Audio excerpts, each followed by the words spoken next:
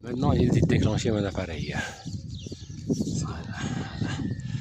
Voilà, donc je suis au pied du village amazigh de Tamazret. J'ai une très belle vue. Donc le village présente un ensemble ocre avec des habitations donc construites en pierre et en gypse.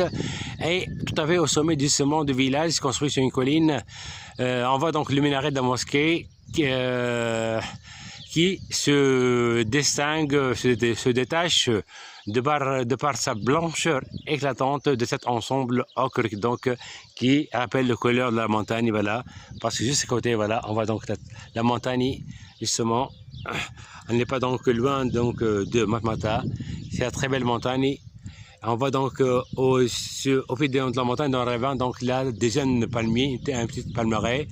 Et là, je vois donc une nouvelle mosquée là, en construction.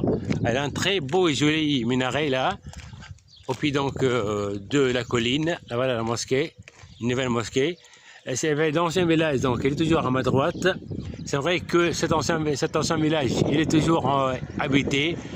Mais bien sûr, les jeunes de nos jours, ils ont tendance de plus en plus à quitter les anciennes habitations pour construire plutôt donc au pied de la montagne des habitations donc plus modernes, plus confortables.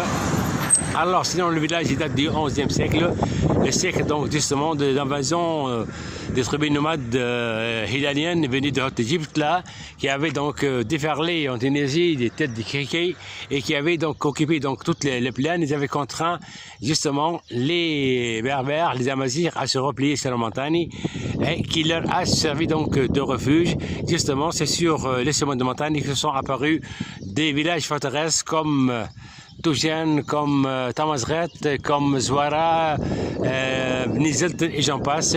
Donc des dizaines donc de villages forteresses construits donc au sommet des montagnes. Ça leur a ainsi donc permis de survivre pendant des siècles et continuer à vivre donc jusqu'à nos jours. Voilà.